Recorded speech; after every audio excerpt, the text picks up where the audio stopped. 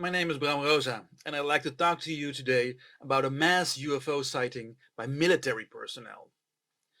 It's the biggest case we had in the Netherlands. But first, I want to thank Philippe and Sarah for asking me to do this presentation, as SUFOEX have brought together some interesting people and presentations for this sixth symposium. Secondly, I want to give you a proper introduction. Like I said, my name is Bram Roza and I am the founder of UFO Meldpunt Nederland. It's the Dutch UFO reporting center. It was founded in 2005 and since then we have been collecting UFO sightings from people that see things they can't explain in the skies over the Netherlands. We do this because four main reasons. First one is reporting in peace. People who talk about their sightings are often ridiculed. We believe that observers should be able to share their experiences in an objective place, where they are taken seriously. The majority of observers are not crazy, they're just normal people that see abnormal things. The second reason is breaking the taboo. The reporting center shows people who believe the phenomenon is not real that there is indeed something going on. Even if 95% can be identified or is simply not interesting because there is too little information, there is about 5% left, and that is still good for about 500 real UFOs in the Netherlands each decade. The third reason for our reporting center is to build an archive. So the reporting center is a database for future reference with regard to research. You can find all sorts of data that can be used for articles and books and presentations and documentaries, but it's also for scientific research. Think of the data that can lead to trace research, experiencer interviews, hotspot localization, pattern analysis, parallels with observations elsewhere in the world, etc., etc., etc. But the reporting center is also there for providing some information. People are usually very bad observers and often do not know what can be seen in our atmosphere. If a UFO can be identified, it should be done. The truth is the most important thing. As the famous ufologist Stanton Friedman often said, all flying saucers are UFOs, but not all UFOs are flying saucers. Many people immediately think of an alien spaceship when they hear the word UFO, but of course that is not what we mean by it. If a UFO is reported, it could be anything. It is just unidentified for the observer. So at first we try to see if there is an explanation. And the most common identifications are stars and planets, airplanes, satellites or the ISS space station, sky lanterns or Chinese lanterns, lens flares, Starlink satellites, and sky beamers and spotlights. But there's also a lot of other explanations. From man-made stuff like contrails, drones and balloons to more natural phenomena like birds and meteors and reflections. We get in 100 sightings each month, but only 1 to 5 sightings are really interesting. Here's a little chart of the shapes that are being seen.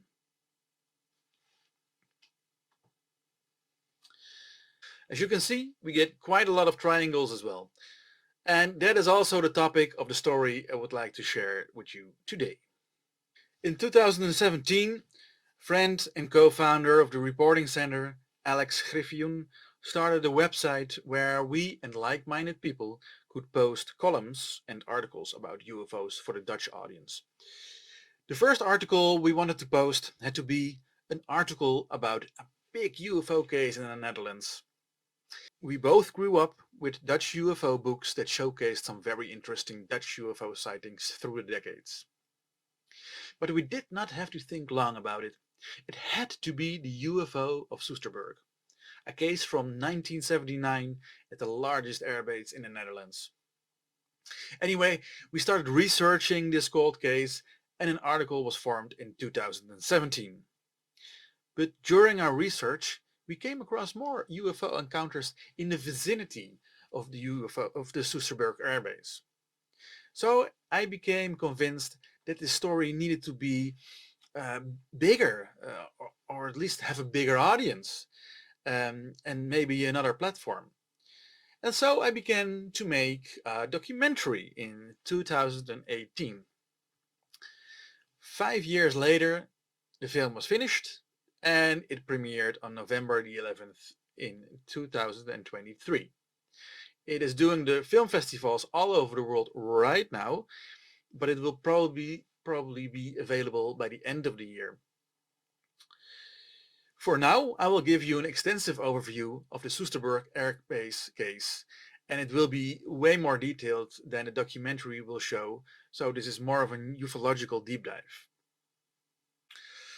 It all starts in the Netherlands. It's the tiny piece of land next to England and closed in by Germany and Belgium. You can see it here on the map. And in the middle of the Netherlands, in the province of Utrecht, there lies a former airbase. This airbase has been tactically chosen by the United States Air Force to act as one of the bigger Air Force bases where the US Air Force could be stationed as a line of defense against the Russians in the Cold War. From 1954 until 1994, it was called Camp New Amsterdam, and it was home to the 32 Tactical Fighter Squadron nicknamed the Wolfhounds. Now, for the sighting itself. On the morning of February 3rd, 1979, at 5:45, two security officers from 10 Squadron, that's the Air Force security, drove from the Dutch part of the base to the American part of the base. When they crossed the runway, they saw a light in the distance, and they thought, if that's an airplane that wants to land, we're in big trouble because no aircraft has been registered to land and there were no landing lights on whatsoever. So they got out of the car and reported it as an unidentified flying object through the radio. They were standing here, post A. In the meantime, the lights became 3 lights and was coming closer by the minute. Once it was overhead, the two men saw a giant black triangle-shaped aircraft. It made a soft humming noise and had 3 bright white lights on each of the corners. The size of the object was estimated to be as wide or even wider as the runway, and the runway is 45 meters wide. The height the object has been was flying has been estimated as 150 to 200 meters, about 500 feet up in the air, with an average speed of 50 to 100 kilometers an hour, so about 30 to 60 miles.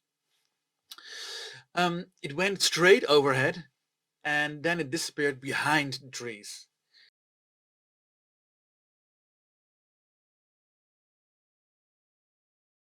In the meanwhile, the other security squadron that were stationed all over the base got outside to take a look at this thing.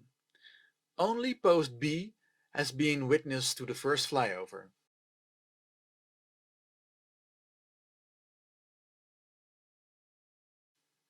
And yes, there was another flyover.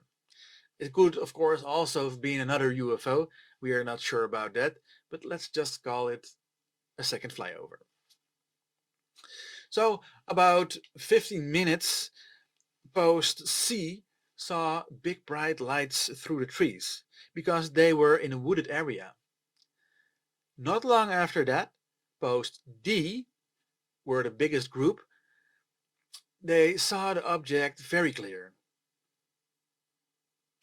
Post D also first saw the 3 large spheres, which radiated bright white light, and the spheres were surrounded by a visible black rim and initially shone straight in the direction of the observers. Although the lights were very bright, it was possible to look into them without being blinded, unlike the headlights of cars and aircraft. The lights made a gentle curve and passed the observers of post D on their right at a distance of approximately 100 meters and a height of approximately 50 meters. There was also a red light visible that directed the beam of light straight down, and it passed the observers 10 or 20 meters, so super close. Then the lights moved in a southerly direction.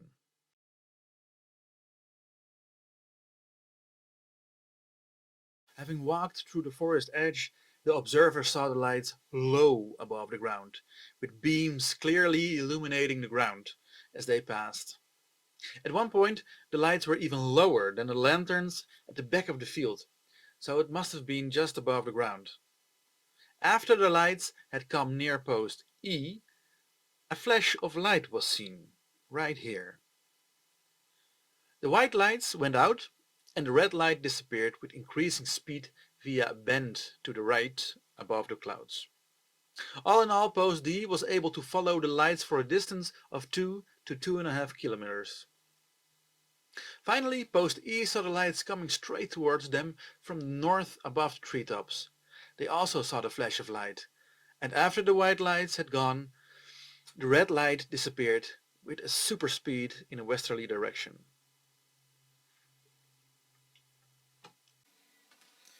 In a nutshell, this is the entire observation of the UFO of Soesterberg. The object was seen by 12 Air Force guards from 5 different posts. I show the entire trajectory of the UFO on the map for an overview.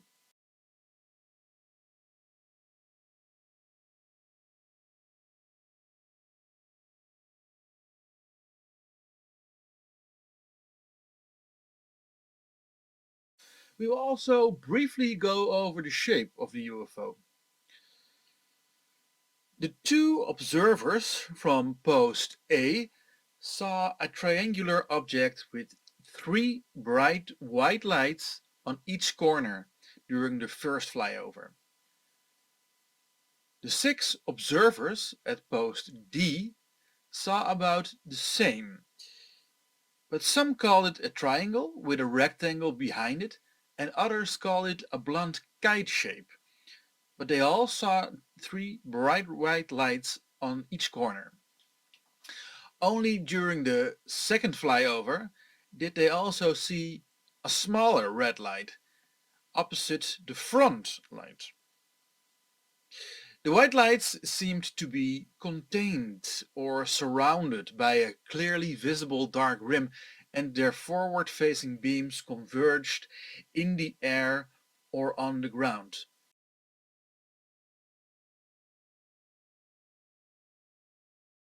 It is said that no unusual observations were registered on the base radar during these both flyovers. Radar posts in the vicinity also observed nothing unusual. Let's also talk a little bit about the weather conditions. The ground temperature during the observation was -1 degrees and the humidity was 77%, and there was a wind from the northwest at about 16 kilometers an hour. It was completely overcast, so there were no stars and no moon visible, and the visibility was about 25 kilometers. After a reconstruction of the incident, the official explanation came, and it came from the Air Force. This explanation was that the observers had seen a reflection of a car headlights against the reflective layers of air that occurred during inversions. So it was a temperature inversion, a mirage, a fata morgana. In this little overview, I'll show you how car lights can be reflected within layers of air.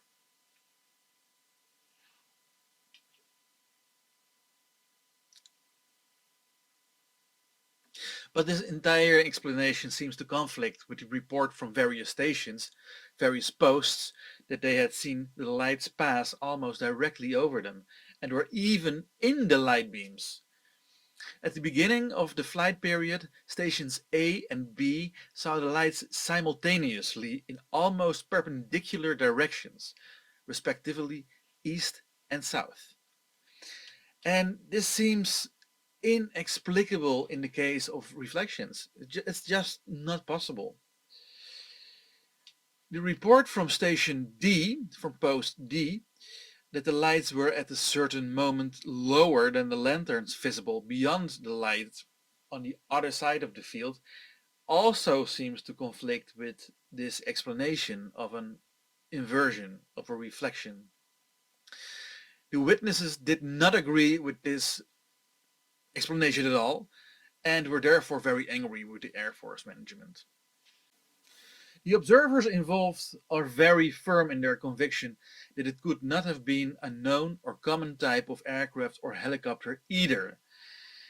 They knew all about all kinds of aircraft because most of them also lived in the vicinity of Soesterberg, so they knew all about all kinds of aircraft, and they had to learn the contours of every aircraft there was known during the Cold War. And the lights, as well as the dark contours of the UFO, looked very different from what one was used to from a regular air traffic. Also, the absence of sound and radar registration. Well, according to spokespeople, the radar would definitely have registered as a normal aircraft with its runway. So then, could it have been a stealth aircraft? That is the explanation most of the skeptics use. A spy plane that the Americans were testing. It was the first thought that entered my mind as well, I have to be honest. But when you think about it a bit longer, this explanation, it makes no sense either. And this is why. I did a little research about stealth aircraft. And the first option people often come up with is the Lockheed F-117. It's the Nighthawk, a single-seat subsonic twin-engine stealth attack aircraft developed by Lockheed's secretive Skunk Works. It was the first operational aircraft to be designed with stealth technology, and in November 1978 it was decided to proceed with the F-117 development. A total of 5 prototypes would be produced, the first of which performed its maiden flight during 1981 at Groom Lake, Nevada, Area 51. The first production F-117 was delivered in 1982, and its initial operating capability was achieved in October of 1983. All aircraft were initially based at Tonopah Test Range Airport, Nevada. So the first ever secret test flight happened 2 years after the Soesterberg incident, so 1981. And even then, I can't really see why the US Air Force would test out a stealth fighter at a Dutch Air Force base. Apart from all that, it produces still a lot of sound when it's so close to the ground as the UFO of Soesterberg was. And more important, the size of the F-117 is a mere 13 meters or 43 feet. And we already established the UFO of Soesterberg was 3 times that size. It's almost 50 meters.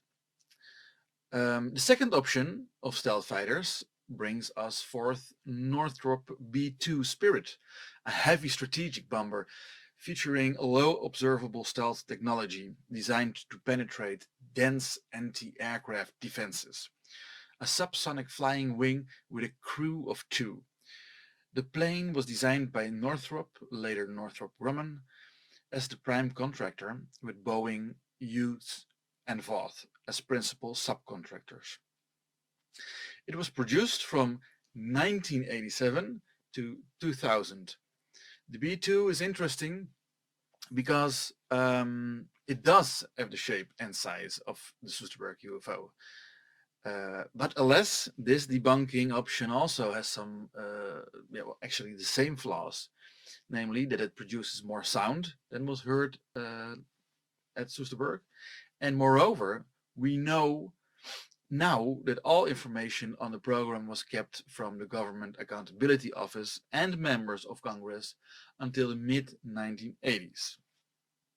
So, the B2 was first publicly displayed November the 22nd, and it was in 1988 at the United States Air Force Plant 42 in Palmdale, California, where it was assembled. And in 1989, the first ever test flight was done. A whole decade, so 10 years after the Soesterberg incident. And even then, would it have had the possibility to shut off, never to be seen again? I mean, come on, the thing shut off at a rate no aircraft can do. So those are the two options skeptics usually use. But the true alien believers, on the other hand, say it has to be the legendary, even more secret TR-3B, which is said to be the very first alien reproduction vehicle that the American military built secretly for space exploration. The documented testimonies of whistleblowers have suggested incorporation of reverse engineering of recovered extraterrestrial vehicles with anti-gravity propulsion projects, and it had enabled them to continue beyond 1973 to successfully manufacture anti-gravity vehicles. But there is no evidence that support those claims. So we don't know if there is a secret reversed engineered craft like that. I do, however, found a very interesting patch from the United States Air Force. I don't know if it has any relations to secret black projects or anything, but I thought it was a salient detail. What I find fascinating here is the three lights on each end of the triangle and the position it shoots off from. That's not just Europe, it's clearly France, Belgium, Germany, or the Netherlands. So the Belgian wave and Soesterberg come to mind immediately when I see this. I have no idea from which year this patch is, and there's a little piece of text next to it in the book that I find it in. So the text says, Triangulum is reported to designate a variation on the RS-6B Senior Spear sensor system built into some versions of the U-2 spy plane. The Triangulum system allegedly uses 12 antennae along the aircraft fuselage and an antenna on each wing. So this does not sound like it belongs to some alien reverse engineering spycraft, but it's still a peculiar patch in my opinion.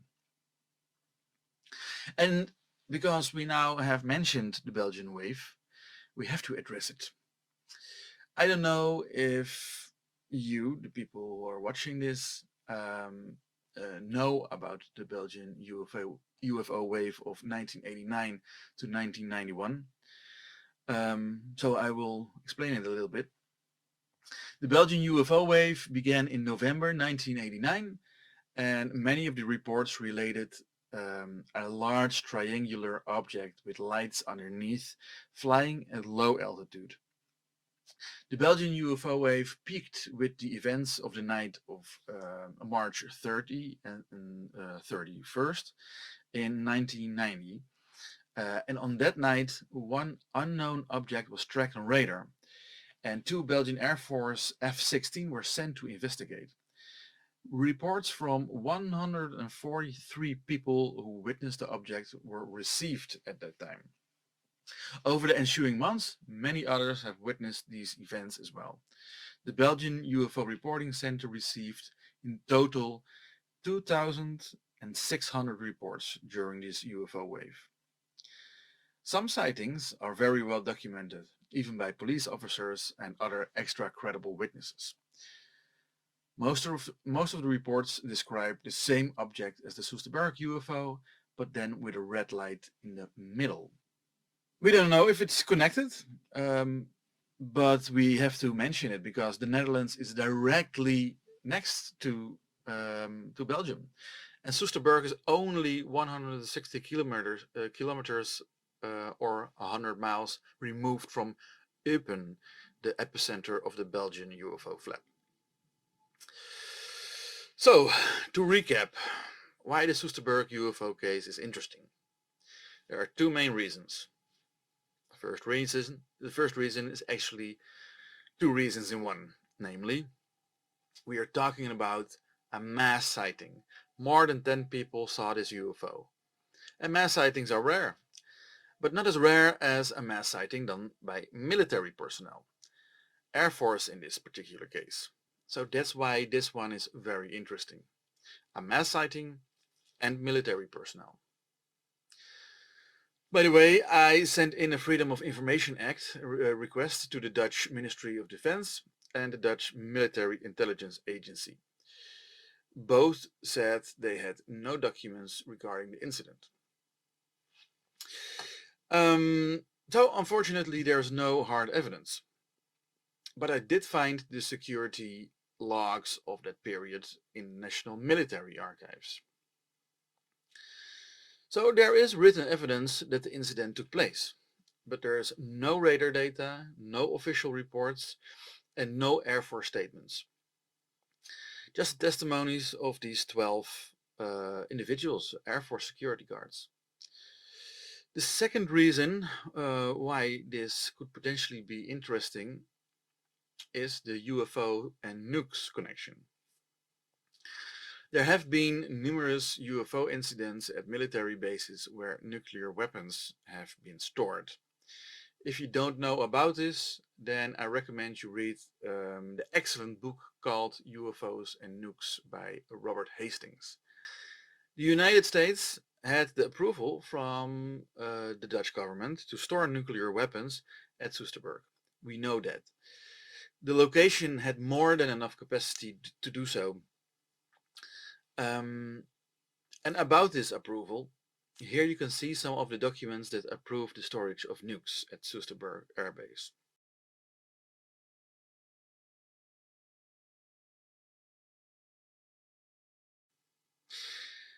It is also common knowledge for the Soesterberg inhabitants that nuclear weapons were stored at the base. There were protests almost every week in the Cold War. But there is no hard evidence for such a claim. Some people in the field of ufology are certain about this, that there were nukes stationed at Soesterberg Air Force Base. For instance, ex-US Air Force Captain Robert Salas. He thinks there is no reason why this base would not have nukes stored. He is adamant there is a connection. And his new book, UAPs and the Nuclear Puzzle, Visitations, National Security and the Need for Transparency. In this book he shares his famous experience as a nuclear missile crew commander at Malmstrom Air Force Base in the 60s, as well as many incidents of similar UFO visits during the last 80 years that have been covered up, like Soesterberg. The 80-minute documentary I made about this incident and other close encounters in the vicinity is called The UFOs of Soesterberg and is currently showing at film festivals around the world. It will be most likely available online for everyone at the end of the year, so keep an eye on that. And for now, I want to thank everyone for listening, and I hope you have learned something from this presentation. Thanks again, and I see you next time. Ja, dit moet het ongeveer geweest zijn, want dit is het beeld wat ik had. Ik kwam dus aan en in deze richting, boven die bomenrand, daar zag ik echt 3 knalwitte lichten in een driehoek. En in één keer vloog het met flinke snelheid richting Soest. En ik heb totaal geen geluid gehoord. Allemaal hadden ze het over lichten. Lichten die in een bepaald patroon van elkaar zich voortbewoog boven de startbaan. Een militair die zegt, als hij een boek had gehad, had hij in een van die lichten had hij een boek kunnen lezen. Terwijl het 5 uur in de nacht was, het was in februari, het was stikken donker. Het incident, de waarneming, die vond plaats begin februari 1979 hebben we het over. In mijn optiek, het past hier tussen mijn vingers, zeg maar. Ik denk dat we 2 meter lopen en we worden allebei keihard naar voren gegooid. Echt alsof er iemand gewoon naar je toe loopt en zegt, geef je een duw. Totale paniek. Amerikanen waren heel mysterieus. Zodra je in de buurt van de bunkers kwam, dat was hun territorium, zeg maar. De Amerikanen die hebben heel veel geheim gehouden en nog weten nog niet alles. Wat er nou geweest is, ik zou het graag willen weten. Maar ik denk dat ik er nooit achter kom. Wat zou dat kunnen zijn? Het was de tijd van de Koude Oorlog. Zou dat de Russen geweest zijn? Weet jij veel? Maar dat is juist hetgene wat pa ook op een gegeven moment zei. Het is iets wat het leger mij wil laten zien. De geheimen onthullen eigenlijk. Dit is ongeveer wat ik gezien heb, maar dit is maar een hele vage afspiegeling van wat het in werkelijkheid geweest is. Maar of ik er blij ben dat ik het meegemaakt heb? Nee. Ik denk het niet. It happened. Ik heb het meegemaakt. Ik kan het niet ontkennen. Dus ik moet het ook een plaatsje geven. En wees dus bewust van dat er dus wel degelijk meer is tussen hemel en aarde.